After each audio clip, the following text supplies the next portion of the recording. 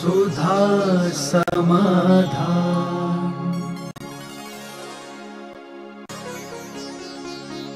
नमोस्तु गुरुदेव। जब इंसान सुख में होता है तो मंदिर का रास्ता ही भूल जाता है, और वही इंसान दुखों से टूटकर मंदिर जाता है तो भगवान ऐसे दोहरे मापदंड रखने वाले लोगों के प्रति कैसा व्यवहार करते हैं? बाह्य वस्तु जो है वह सगुन के रूप में प्रस्तुत होती है, और अंतरंग का टूटना जो है उपादान के लिए अवशगुन होता है। हमारे यहाँ दो शगुन होते हैं, एक नैमित्तिक और एक उपादान कृत। तो नैमित्तिक जो शगुन होते हैं या अपशगुन होते हैं वह सबके दृष्टिगोचर होते हैं। वह स्वयं के लिए ही नहीं दूसरों के लिए भी घातक है। वो एक के लिए नहीं अनेक के लिए घातक है। उससे एक का ही अपशगुन नहीं अनेकों का अपशगुन होता है। इसलिए बाह्य अपशगुनों से बचा जाता है। अंतरंग का जो उपादान का टूटना है उससे दूसरे का घात नहीं होता, स्वयं का घात होता है, एक का घात होता है। स्वयं को ही हानि होती है, होती तो है लेकिन स्वयं को हानि होती है, और वो स्वयं की हानि के लिए वह स्वयं जिम्मेवार होता है। जब वो स्वयं ही अपने आप में टूट जाता है तो वह वो शक्ति नहीं पा पाता जिस पाने के लिए वो गया था। जो उसको मिलना चाहिए थी वो उसको नहीं मिल पाती, और दोहरे मापदंड के लिए तो वह इसलिए जिम्मेवार नहीं हो पाता क्योंकि वो ये नहीं समझ पाता कि मैं अपने अंतरंग को कैसे निर्मल करूं। कपड़े धोना सरल है लेकिन मन को धोना कठिन है, क्योंकि कपड़े तो पैसे से एक साबुन खरीद लो तो धुल जाता है, लेकिन मन को धोने के लिए साबुन की जरूरत नहीं है। स्वयं ने ही मैला किया है और स्वयं को ही धोना है। मैल कहीं अन्यत्र से आता है, साबुन कहीं अन्यत्र से आती है, इसलिए दूसरा दूसरे को धो देता है। लेकिन उपादान में जो मैल आता है वो अंदर से ही मैल आया है और अंदर से ही साबुन आना है। दोनों जब एक कंपनी से आएंगे तो मामला कहीं ना कहीं टकराएगा, क्योंकि अंदरंग का जो मैल है वो स्वयं की साबुन से ही धुलेगा। इस कारण से उपादानकृत जो स्थितियां बनती हैं वह थोड़ी कठिन हैं, और बाह्य रूप से पर के लिए जिम्मेवार न होकर के स्वयं के लिए जिम्मेवार हैं। इसलिए बाह्य जो अपशगुन हैं उनसे सबसे पहले बचना चाहिए, और स्वयं को यदि लाभ लेना है तो स्वयं के उपादान का दोहरा मापदंड खत्म करके दोनों को एक रूप करेंगे तो गुड बेटर बेस्ट बहुत अच्छा है। नमोस्तु गुरुदेव। हम जब आगे बढ़ते हैं तो बहुत सी अच्छी बुरी यादें हमारे पीछे छूट जाती हैं। हम ऐसा क्या करें कि अच्छी यादें तो हमें याद रहें मगर बुरी यादें हम भूल जाएं? क्योंकि अच्छाइयाँ हमें कम मिलती, अच्छे लोगों के जीवन की संगति कम मिलती, और बुरे लोगों का परिचय ज़्यादा मिलता है, संस्कार उसके ज़्यादा होते हैं। और सबसे बड़ी चीज़ है अपने उपादान को वो समझ नहीं पा रहा है, तत्व दृष्टि नहीं समझ पाता। जो समझ जाते हैं वे भूल भी जाते हैं, और नहीं समझने का परिणाम ये निकलता है कि वो बातें बार बार आती हैं और विद्वेष का रूप भी धारण कर लेती हैं। इसलिए इसी को सावधानी करने के लिए ही तो ये सारे धर्म ध्यान आदि क्रियाएं की जाती। नमोस्तु गुरुदेव। आजकल धार्मिक आयोजनों में फ्लेक्स आदि लगाए जाते हैं। आयोजन के समाप्ति के बाद भी ये लगे रहते हैं और हवा आदि से टूटकर गिर भी जाते हैं। तो इसका निराकरण क्या है? युग के अनुसार जो होता है चलना पड़ता है। इनमें विनय अभिनय करने का भाव न होने से अभिनय का भाव नहीं आता, क्योंकि ये प्रतिष्ठित नहीं है, ये छाया है। जैसे साधु चलता है तो छाया जमीन पे पड़ती है, जमीन पे पड़ती है तो वो दोष नहीं है। इसी प्रकार ये छाया चित्र कहलाते। फिर भी अपने चलाकर अपमान नहीं करना चाहिए। जैसे ही कार्यक्रम होता है उनको अलग कर देना चाहिए। हमने एक दिन कहा था ना कि मंदिरों में भी फ्लैक्स आदि टंग जाते हैं, भी टंगे रहते हैं, अच्छे नहीं लगते। फ्लैक्स आदि जितने भी होते हैं, साधु आता है तब लगा लीजिए, साधु का विहार होता है तो मंदिरों से फ्लैक्स हटा देना चाहिए। ये टंगे रहते हैं वर्षों तक, फीके पड़ गए हैं, फट भी रहे हैं, तो ये शुभ नहीं है, अब सगुन होते हैं। आप समझते हैं कि फ्लैक्स वगैरह जब भी तक हैं जब उस समय कार्यक्रम चल रहा हो, जिस उद्देश्य से लगाए गए हैं और उस समय उस उद्देश्य को लेकर लगे हैं तो वो ठीक है। जैसे ही उद्देश्य खत्म होते ही तुरंत उनको उतार करके अलग कर देना चाहिए। चित्र का फीका पड़ना, रंग उतर जाना, फट जाना, ये फिर शुभ संकेत नहीं। तो मंदिरों में भी यही करना चाहिए। फ्लैक्स आदि को कार्यक्रम खत्म होते ही, साधु संत का विहार होते ही, चतुर्मास आदि होते ही उनको हटा देना चाहिए। आपको हटाने में कोई दोष नहीं लगेगा, बल्कि आपको पुण्य लगेगा कि उस चित्र का अभिनय होने से आपने उसको बचा लिया। उसका फीका होने से वो लगा लगा फटेगा, उसका कलर उतरेगा, तो उससे अच्छा है कि आपने पहले ही उतार देना चाहिए। लोग इसको कुछ और जगह जगह स्टिकर चिपका देते हैं मंदिरों में, तो इस प्रकार की स्थितियां ठीक नहीं होती। कई लोग अति भक्ति दिखाते हैं, अपना महाराजों के प्रति अति भक्ति दिखाते हैं। ये भक्ति नहीं है, ये मूर्खता है, अज्ञानता है। हाँ, लोग समझते हमारी भक्ति है, भक्ति नहीं है। इसलिए इस संबंध में तो यही है, यदि मान लो आप लोगों ने नगर को भी सजाया है फ्लैक्स लगा करके, अपना कार्यक्रम हुआ उतार देना चाहिए। दूसरे लोग लगाएंगे, दूसरा कार्यक्रम होगा, वो लोग लगाएंगे।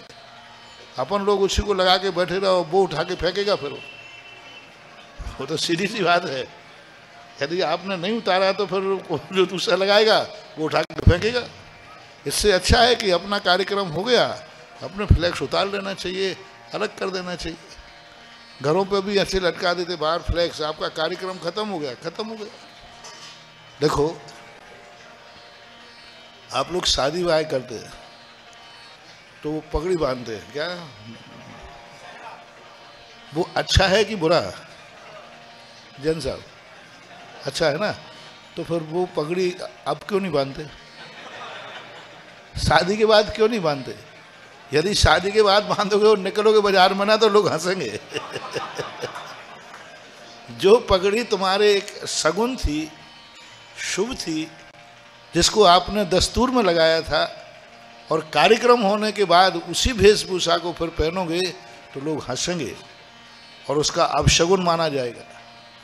जो चीज़ जिस समय की है उसी समय ही शोभा देती है, मांगलिक होती है, सगुन होता है। उसको बार में जाकर के यदि उसको अपन करेंगे तो वो ये मत मानना कि ये सम्मान है, अभिनय है। तो इस प्रकार का कार्य करना चाहिए। इससे व्यवस्था भी बनी रहेगी, अभिनय भी नहीं होगा।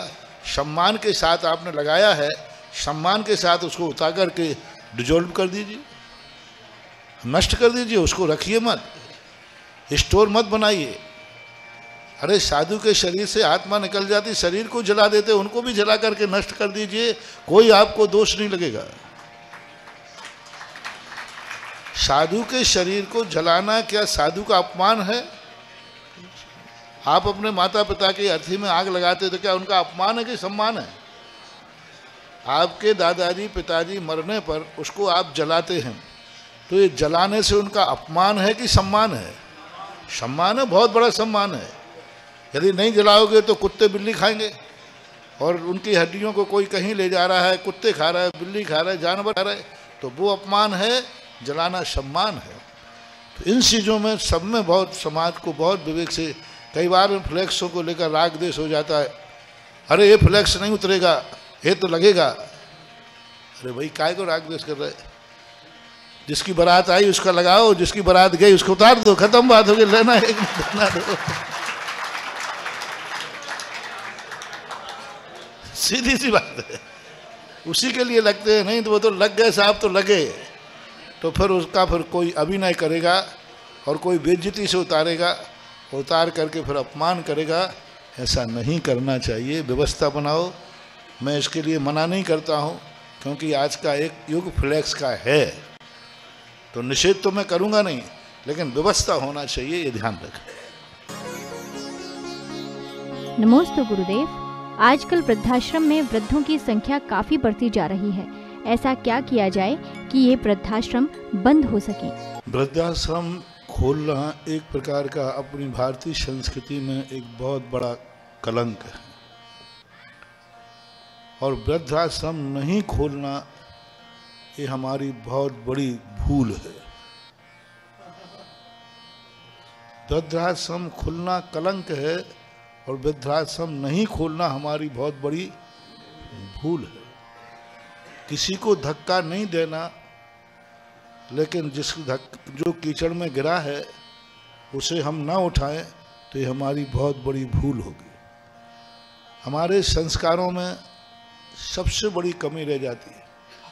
शुरुआत में हम बच्चों को मात बच्चा कह के छोड़ देते। यदि शुरुआत बच्चे में भी हम यदि ये देखें कि जवान होने के बाद, बड़ा होने के बाद इसका क्या रूप होगा, उन पर यदि हम प्रारंभ में ध्यान दे लें तो 50, 60, 70% तक हम बच सकते हैं। और बच्चों को यदि हम ऐसी संगति कराएं जहां इस प्रकार के संस्कार मिलते हो, उपदेश मिलते हो। अक्सर कर आपने देखा होगा धर्म कार्यों में बूढ़े आंगे होते हैं, बच्चों को तुम लोग दुकान की चाबी दे आते हो, बहू को चूल्हे पर बैठा लाते हो और तुम लोग मंदिरों में आ जाते हो। ये सबसे बड़ी भूल है। जब तुम गृहस्थ हो तो पिता का सबसे पहले कर्तव्य है कि स्वयं के मंदिर जाने के पहले बेटे को मंदिर भेजे। और यदि ये फैसला करना पड़े कि आज दो में से कोई एक मंदिर जा पाएगा, दो में से कोई एक जा पाएगा, ऐसी समस्या आ गई तो पिता मंदिर छोड़ देवे, बेटे को मंदिर जाकर भेज देवे। पिता नियम टूट जाए तो टूट जाए। बाप ये नहीं कहे बेटा मेरा तो नियम है, तेरा नियम थोड़ी है। नहीं बेटा, मेरा नियम टूटे तो टूट जाए, तुझे जाना है और दो में से एक जाना है। प्रारंभ में यदि हम इस प्रकार का निर्णय करें, भरत चक्रवर्ती, सेठ सुदर्शन, इनके जीवन में ये सबसे बड़ा नियम था। सपरिवार जब ये मंदिर जाते थे सबसे लास्ट में जाते थे। बच्चे लोग कहते नहीं पापा तो पिताजी आप चलो हमारे, बोले नहीं नहीं पहले तू चल फिर बाद में आता हूं। जब सब घर से निकल जाते थे तब बुजुर्ग लोगों का ये नियम नहीं होना चाहिए कि मैं भगवान के बिना दर्शन किए बिना पानी नहीं पीऊंगा। माता पिता का ये नियम लेना चाहिए कि बेटा जब तक मंदिर नहीं जाएगा मैं अन्न जल ग्रहण नहीं करूंगा। ये नियम होना चाहिए। तुम लोगों ने ये नियम ले रखे हैं, महाराज जी हमारा देव दर्शन का नियम है, जब तक नहीं मिलेगा तब तक हम भोजन नहीं करेंगे, ये नहीं करेंगे। ये नियम तुम्हारे लिए ठीक नहीं है, माता पिताओं के लिए ठीक नहीं है, ये बच्चों के नियम है। माता पिता का नियम होना चाहिए कि जब तक बेटा जाकर के अभिषेक नहीं करेगा मेरे अन्न जल का त्याग है। माताओं का मंदिर में अभिषेक देखने का नियम होता है। ये अभिषेक देखने का नियम तुम्हारा कोई कार्यकारी नहीं। जिस समय तुम अभिषेक देखने आते हो उसी समय तुम्हारे बेटा बहू बिगड़ते। उस समय तुम्हारा नियम होना चाहिए, हर माँ का नियम होना चाहिए कि मेरा नियम अभिषेक देखने का नहीं है, मेरा नियम है कि बेटा अभिषेक लाके गंधोदक दे तभी मैं भोजन ग्रहण करूंगी। और ये बात बड़े में नहीं, ये बात कब होना चाहिए? जब वो 8 वर्ष का हो जाता है। बेटा मेरा अभिषेक देखने का नियम नहीं है, तू दिखाएगा, तू गंधोदक लाएगा तो नियम है मेरा, नहीं तो मैं भोजन नहीं करूंगी। बात खत्म हो गई। ये संस्कार यदि हम दे देंगे तो मुझे लगता है कि बच्चों के वृद्ध होने पर आश्रम में नहीं भेजना पड़ेगा, वो घर में देवता मान करके पूजेगा।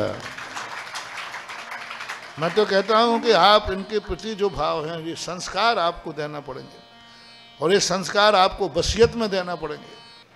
परंपरा बिगड़ रही है। एक केस मेरे पास ये आया, उसके बेटे थे, वो अलग होने लगे, पूरा परिवार मेरे से जुड़ा था। महाराज ये छोकरे भी आपसे जुड़े हैं, मेरे से अलग होना चाहते, मैं इनके बिना नहीं रह पाऊंगी, माँ बोली। पिता भी रो रहा था। बेटे ने जवाब दिया कि महाराज जी, मैंने कि भाई तेरे मम्मी पापा इतना चाह रहे, वो रो रहे हैं, तो तुम अलग क्यों होना चाहते हो? ये तुम्हारी गलती है। तो बेटा मुस्कुराता हुआ कहता, महाराज जी पहली बात तो कोई भी किसी केस का न्याय होता है तो कम से कम दूसरे पक्ष की तो भी सुनना चाहिए। आपने मम्मी पापा की सुन ली, मेरी भी तो सुनो। मैंने बेटा सुनाओ। बोले मैं मम्मी पापा से पूछना चाहता हूं, ये अपने भाइयों से, अपने सास ससुर से अलग क्यों हुए थे? तो मां जोर से चिल्लाई, तुम छोकरों के कारण से, क्योंकि परिवार बड़ा था, तो उन परिवार में तुम्हारी पढ़ाई लिखाई रेख देख अच्छी नहीं हो सकती थी, इसलिए अलग हुई थी, तुम लोगों के कारण अलग हुई थी। तो जो बच्चा बैठा था ना, वो मेरी तरफ देखा, महाराज सुना ना, इनसे और पूछ लो कि हम इन्हीं की औलाद हैं कि कोई दूसरे की। जब ये अपने बच्चों के खातिर अपने परिवार से अलग हुए हैं, तो हम भी महाराज बच्चों के खातिर ही इनसे अलग हो रहे हैं। मैं कोई जवाब नहीं दे पाया। क्या जवाब? फिर भी मेरे सामने से ऐसा हो नहीं सकेगा। मैंने कहा बेटा, माँ बाप यदि गलती करें तो बेटे को भी करना चाहिए क्या नहीं? हमारे यहाँ सिद्धांत है कि जो गलती माँ बाप से हुई है वो बेटा ना करे। तो बोले ये बात फिर ठीक है, लेकिन ये संस्कार पड़ते हैं तो हमें एक पीढ़ी, दो पीढ़ी बिगड़ती है, एक पीढ़ी कभी नहीं बिगड़ती। हमें ये देखना है कि हम अपने माता पिताओं की सेवा, अपने सास ससुर की सेवा इतनी करें कि बच्चों को भी मजबूर हो जाए कि हमारी वंश परंपरा ऐसी है। हर व्यक्ति अपने माँ बाप से अलग होता है, और बेटे जब अलग होते हैं तो उसको फिर दिक्कत होती है। तो ये सब संस्कार होना चाहिए। इसलिए मैंने कहा वृद्धाश्रम खोलना हमारी भारतीय संस्कृति में कलंक है, और वृद्धाश्रम नहीं खोलना है हमारी बहुत बड़ी भूल है। क्योंकि ऐसे वृद्धों को यदि हम लोग नहीं ध्यान देंगे तो फिर क्या होगा। इसलिए वृद्धाश्रम खुलना भी है। बस यही भावना भाई कि हे भगवान, यही आशीर्वाद देता हूँ, वृद्धाश्रम तो जरूर खोलना, भगवान करे उसमें कोई वृद्ध न जावे। मतलब वृद्ध हुए ही नहीं ऐसा कि वहाँ रखना पड़े, लेकिन वृद्धाश्रम खोलना जरूर। कोई एक आध भूला भटका आ जाए तो उसका कल्याण हो जाए। सुधा समाधान।